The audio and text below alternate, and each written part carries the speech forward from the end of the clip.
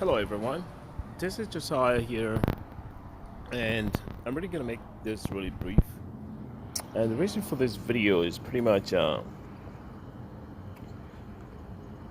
because I was noticing some changes that are happening around me, and I decided to make this video to highlight some other notions that people had or some ideas and understanding that came about after this COVID-19 thing, and at the same time with the George Floyd issue and stuff like that. So I was looking at the whole scenario.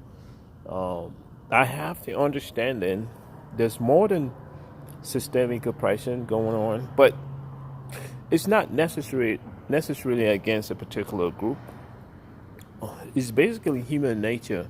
When somebody is up there, they will prefer people of like mind around them. So it doesn't matter what ethnic group at this point. So as you all know, there's a lot of millionaires and billionaires that come from various other groups as opposed to the status quo. And somehow they do get along. So that goes to show that oneness in the status or oneness in the level at which somebody have reached in human endeavor. So at this point now, the systemic oppression is not so much as towards a particular group. I do know that from the beginning there's a setup where a particular group is kept at a particular place, and the design was for that to be that way to the end of time if necessary. So that's the point.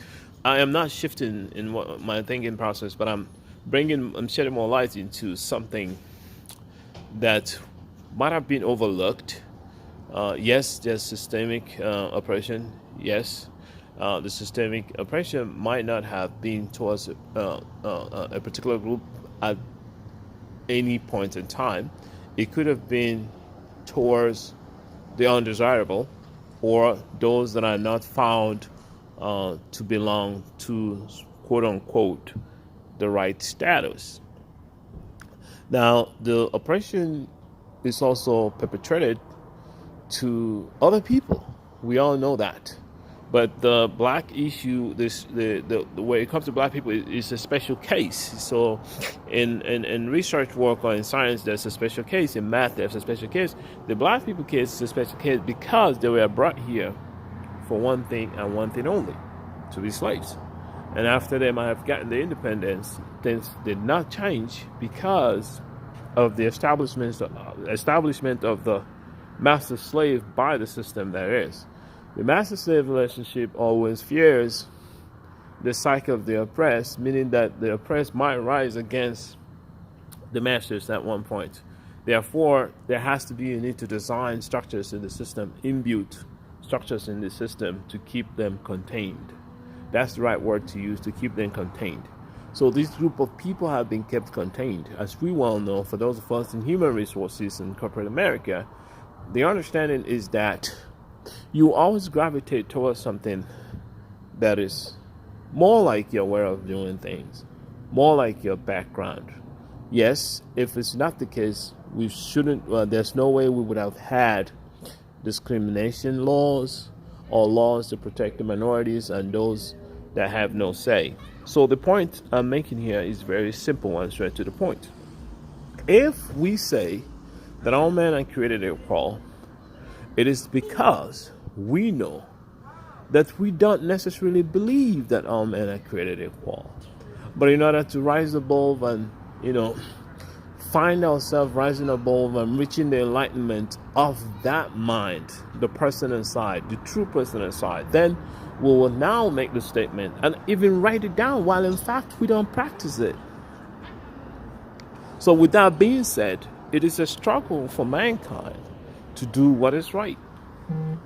It is quite a struggle for mankind to do what is right. It's been the case. So for somebody to sit here and say that there's no systemic oppression is wrong. There had been systemic oppression. Only that at this point it has changed And the horizon for such observation is broad now. It's become broader so that all the people can see it from a different light.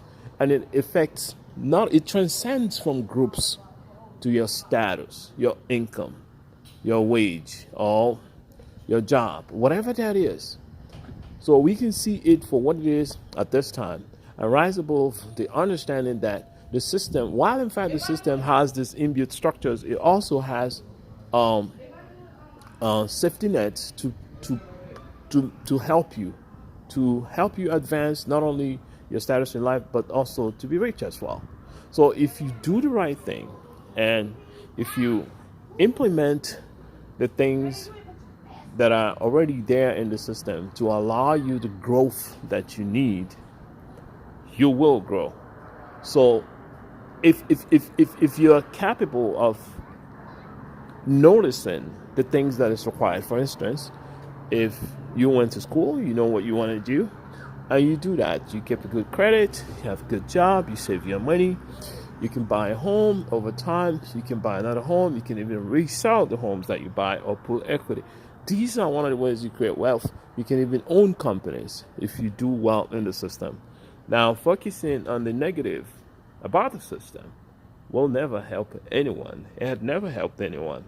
But focusing on the positive in the system will help you to reach your goal. Yes, there's a systemic discrimination, there's inbuilt systemic oppression against groups, not necessarily towards a particular group. If somebody can't pronounce your name, the chances are they will, put your resume under folder 13. If somebody doesn't connect with you, chances are they will deny opportunities to you. So it doesn't necessarily mean a particular group. It could mean various other different groups. It has changed. There's a shift in the way we do things now. So those that understand how the system works and apply the remedy for any systemic oppression will prosper. They will rise above all odds. So when you look at the face in the mirror, what do you see?